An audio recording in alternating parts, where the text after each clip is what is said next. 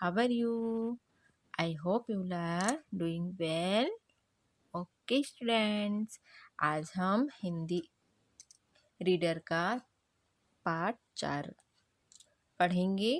तो आप लोग भी पार्ट 4 वेल, ठीक है। ये फिश का नाम है वेल फिश, जो आपने पहले भी पढ़ा है ना। आपने पिछली क्लास में भी इसे पढ़ के आए हैं कि ये एक फिश है जिसका नाम है वेल, ठीक है। इसके बारे में हम इस चैप्टर में रीडिंग करेंगे। तो आज हमारा रीडिंग है, तो आप लोग भी बुक निकालिए और हमारे साथ साथ मिलाते हुए इसे रीडिंग करनी है। ओके स्टूडेंट्स, चलिए। ललित समुद्र के किनारे लहरों से खेल रहा था। ये जो पिक्चर में आपको दिख रहा है स्टूडेंट्स, ये लड़का है, इसका नाम क्या है? ललित। वो क्या कर रहा है? समुद्र के किनारे जाके लहरों से, जो लहर उठती है ना, उससे खेल रहा था। अचानक समुद्र में एक भारी भूचाल सा आया और एक विशाल जीव दिखाई दिया।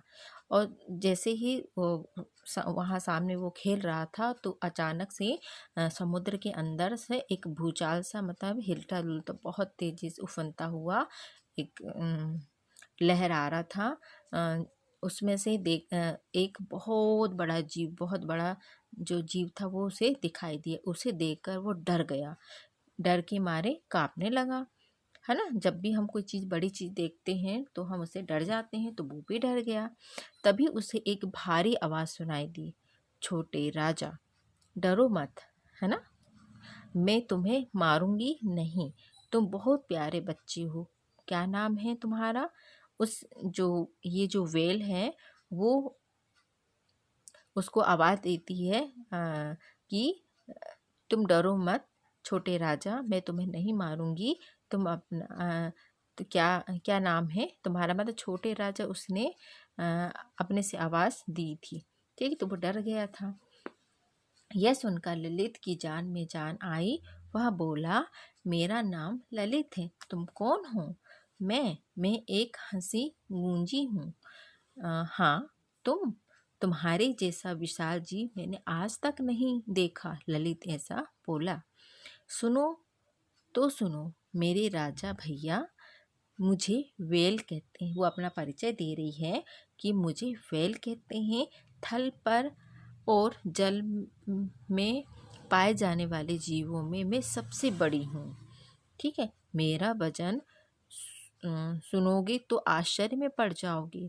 मैं तुम्हारे हाथी से कई गुना भारी हूँ। मेरी लंबाई 100 से 125 फुट तक होती है। छोटे मोटे जहाज़ों को मैं खिलौना समझकर उछाल देती हूँ। ऐसा किसने कहा? उस वेल ने अपना परिचय देते हुए उसे बताया कि मैं वेल हूँ, मुझे वेल कहते हैं। मैं थल या ज़मीन में या जल में रहने वाले सभी प्राणियों से मैं बहुत बड़ी हूँ। और जो हाथी है उससे भी, तुम्हारे हाथी से भी बहुत ज़्यादा वजन हूँ, ठीक है, और उससे लंबी भी हूँ। ललित ने पूछा, तुम्हारा चेहरा तो मछली से मिलता जुलता है। हाँ, तुम सही कह रहे हो। किसने कहा?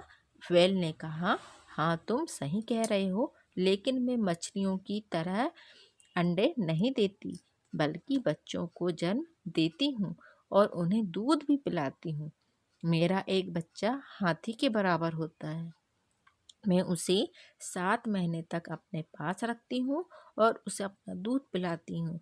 मेरा दूध भी कम ताकतवर नहीं होता, उसमें बहुत चिकनाई होती है। तो उसने क्वेश्चन किया था ललित ने, तो उसने इसका आंसर दे दिया, ठीक है। क्योंकि जो आम मछलियाँ होती हैं वो अंडे देती हैं, लेकिन जो वेल होती है वो अंडे नहीं देती है, ठीक है। वो क्या देती हैं? बच्चों को जन्म देती हैं और अपना दूध भी पिलाती हैं। और वो जो बच्चे होते हैं वो किसके बराबर होते हैं? हाथी के बराबर होते हैं। तो सोचो कि वेल कितनी बड़ी हो सकती है ना। तो हमने यहाँ इस पेज नंबर 21 में यही देखा कि एक ललित नाम का एक बच्चा था। उस बच्चे ने खेलते खेलते उस लहरों के सामने गया और वहाँ से अचानक उसे एक बहुत भारी जीव वहाँ नज़र आया और उससे देख के वो डर गया था, है ना। और डरने के बाद वो क्या किया कि वहाँ से भागने लगा, लेकिन उस जैसे ही वो भाग रहा था तो उसे भारी आवाज़ में सुनाई दिया कि छोटे राजा डरो मत। वो जो व्हेल थी वो कह रही थी कि तुम मुझसे डरो मत, मैं तुमको नहीं मारूंगी और तुम अपना नाम बता दो। तो उस बच्चे ने उसे अपना नाम बताया कि मेरा नाम तो ललित है, ठीक है। तो फिर उसने कहा कि तुम तो पूरे मछली जैसी दिखती हो, पर तुम,